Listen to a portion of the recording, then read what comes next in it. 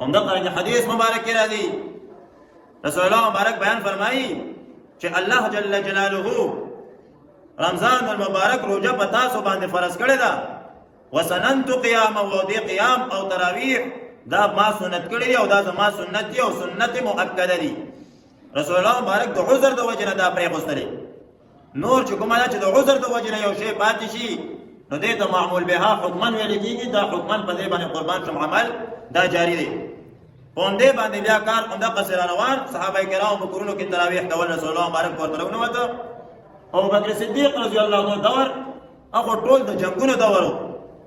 همدا قرانګه چې څنګه رسول الله مبارک د دنیا نه لاړ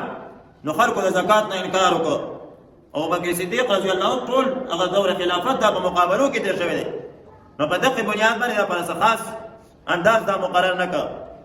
چې کله بیا د عمر فاروق رضی الله عنه دور راغی نو بیا هغه قربان شوم چې کومه دا اسلام هم مضبوط شو او د فرضیت چې کومه هغه یره هغه قربان شوم چې کومه دا ختم شوله. نو په دغه بنیاد باندې چې عمر فاروق رضی الله تعالی عنہ جمعه ته وروته خلک او کتل نو ځان ټولګي ولاړو مونږونه کول. نو عمر فاروق دا ټول را جمع کړل په ابی ابن کعب رضی الله تعالی عنہ باندې او هغه ته تراویح شروع کړل. یو ختم به پکې کوو او قربان شم 60 رکعات تراویح په کول. 60 رکعات تراویح او یو ختم د قران شریف دا به پکې کوو. هم دغه سره روانه ائمه کرام ته ورسېدل.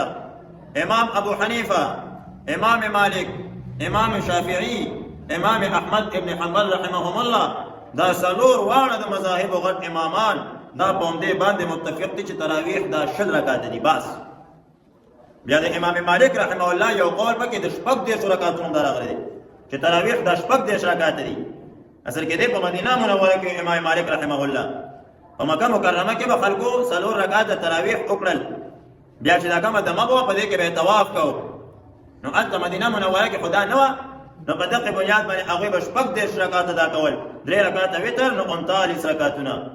یو له 100 کاله په دې کې هیڅ اختلاف نه وکړي. هم دغه سره روانه و. بیا قربان شم چې کله د برتانیې د دور حکومت په ختمېدو باندې شو نو د مسلمانانو په خپل میانس کې اختلاف پیدا کولو لپاره بعضې داسې مولیان را پاسول چې هغوی وی چې جی د وړو مسلو باندې او په نه اختلافاتو کې صرف د امت افری تفری او په خپل میانس کې یو بل کې اچولو لپاره دا خبره مشهوره کړه چې تراویح دا څوک وایي لستی څوک وایي 12 او چا پکې ډېره صفا وکړله هغوی وایي چې 8 رکعات دي. راکوزې کړی 8 رکعات ته. نور په احادیث مبارکو کې چې څومره راغلي دي دا 8 رکعات کو راغلي دي، 10 رکعات راغلي دي، شپږ راغلي دي، 3 راغلي دي، 12 راغلي دي. دې ټول نه مراد تهجد منځ نه مراد دي.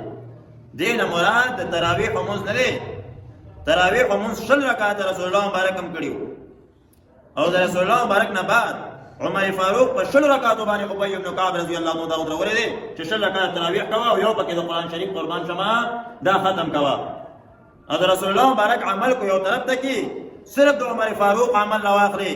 رسول الله مبارک بیان فرمایي علیکم بسنتی وسنت الخلفاء الراشدین المهدیین. پتاسو باندې زما سنت لازم دي او چې کوم زما خلفای راشدین دي دا هغوی سنت هم قربان شه پتاسو باندې لازم دي. نو دا یو مستقل ځان له دلیل شو چې عمر فاروق دا فیصله کوله. علی رضی الله عنه موجود دي، عثمان غنی موجود دي، اوچت صحابه کرام موجود دي، په زرګونو صحابه شته. نو کو چرته دا بدعت نو هغوی به باندې رد نه کوو. وسو کوي چې دا 8 رکعات بدعت دي دا په دین کې نوې کار دی. نو ما دا بدعت شروع چا کړی و؟ عمر فاروق کړی دا. نو کو عمر فاروق بدعتي نو ټول اول خو بیا ځکه ما بدعتي والا. عثمان غنی که بدعتي نو ټول اول بدعتي ما والا. صحابه کرام چې څومره صحابه دي هغوی قربان شم 50 کاله شپېته کاله انداد تراویح هم علی رضی الله عنه په خپل باندې قربان شم د 60 رکعاتو امامت په کو 60 رکعات تراویح په کول. او ابن تیمیه رحمه الله چې دی خپل امام بولی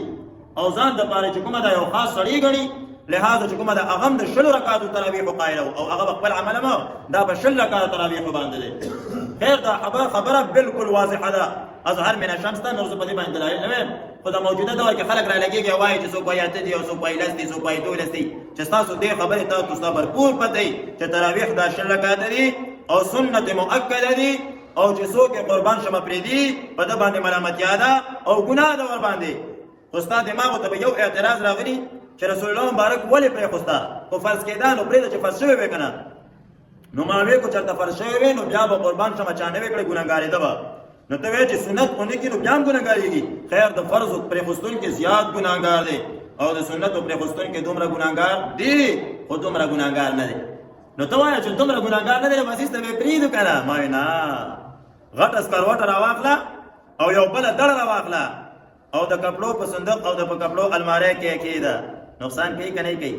او بیا داسې یو ورکوټې سکروټه راواخله او قربان شمه چې کومه د حق د کپړو صندوق ته یې وله دا به هم نقصان کوي خو هغه یو 20 منټه کې وکړه او دا بیا خیر ګنټه کې وکړي چې یو بله اور ډېرېږي ډېر به شي خیال خون شه قربان شم ګناه لا تصغر صغیرة فإن الجبال من الحصى وړې ګناه ته وړه مه وایه دا لوی لوی غرونه دا د وړو وړو قطارو نه جوړ دي دا دریابونه دا د یوې یوې قطرو نه قربان شمه جوړ دي خیر هغه به یو طرف ته کو بس هغه اختلاف دی اوس زمونږ او د ستاسو خپلې کوتاهیانې په تراویح کې څومره روانې دي اول خو څوک د سره تراویح کوي نه او که څوک تراویح کوي په داسې انداز باندې قربان شمه کوي چې کله په تراویح باندې ودرېږي نو صرف الله اکبر به وایي او بیا ولضالین باندې به پوه شي چې دوی او اخره کې بس 20 منټه کې تراویح کوي او نیمه ګنټه بیا خلک په ټوپو پسې ګرځي دا زمونږ او د ستاسو حال دی دا مونځ به داسې هسې د تراویح څه شی دی دا مونځ دی وا دا عبادت دی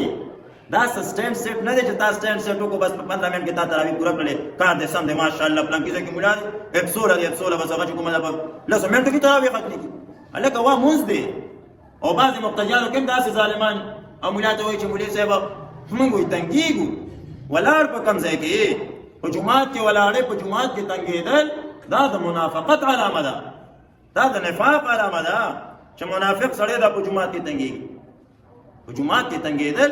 چې یو سړی زر زر تراویح کوي نو 15 منټو کې به وکړي او چې په انداز باندې تراویح کوي 40 منټ کې به وکړي رکوع برابره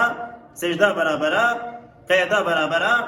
دی چې څنګه اشهد ان لا اله الا الله رسول امام صاحب تا ټول مر خلکو ته سبقونه قبول دي نو جبه دې پته ده دا شاته بوډاګان یو ټول مر ګوت کړي چې دې اشهد ان لا اله الا الله دا یو دی لو وس صلواتو نو دې چې صلوات ویني تا چې کوم السلام علیکم ورحمت الله والسلام علیکم ورحمت الله الله دا زمونږ منځ